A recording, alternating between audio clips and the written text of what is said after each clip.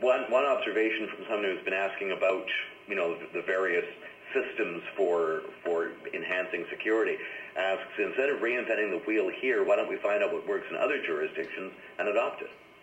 And we do. Some of the feedback, in fact, has been from other jurisdictions.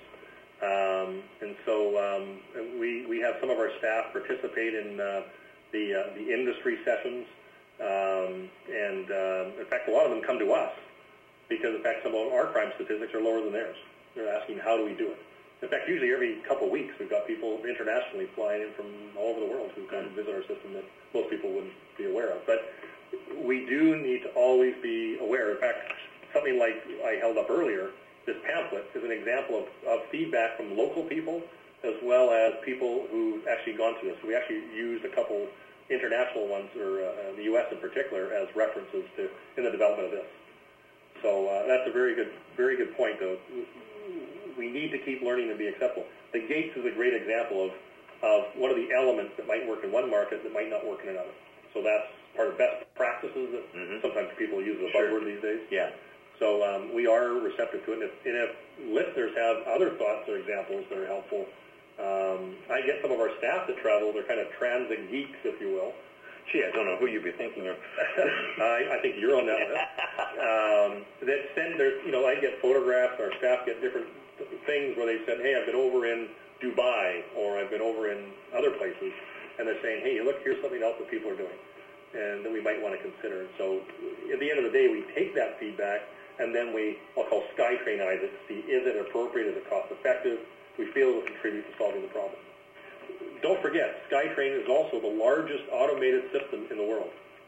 And so a lot of people, SkyTrain, it's not a solution, but it's a great alternative.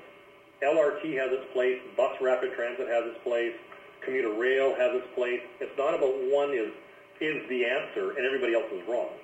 Each one has attributes that solve different problems and don't solve other problems. So, for example, originally SkyTrain was intended to be LRT. Most people may not even know that. But the decision was made to make it LRT, automated, without drivers. Right. So probably a good thing. Imagine going through the intersections all the way out through Kingsway into Westminster, that area, and all the gates are going to have to come down. Yeah. Right? So based on the volumes we're carrying, we would probably be at capacity now, at system capacity.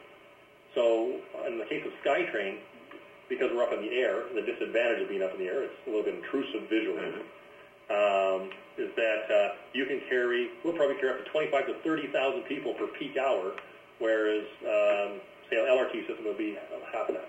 Right. So it's a capacity conversation, and as well as you can afford. But you save it in your operating costs, because, for example, West Coast SkyTrain, actually we recover over 100% of our operating costs, which is almost phenomenal in the transit industry. And the average of the whole transit system here, so it's heavy on capital, effective, very effective on the operating side.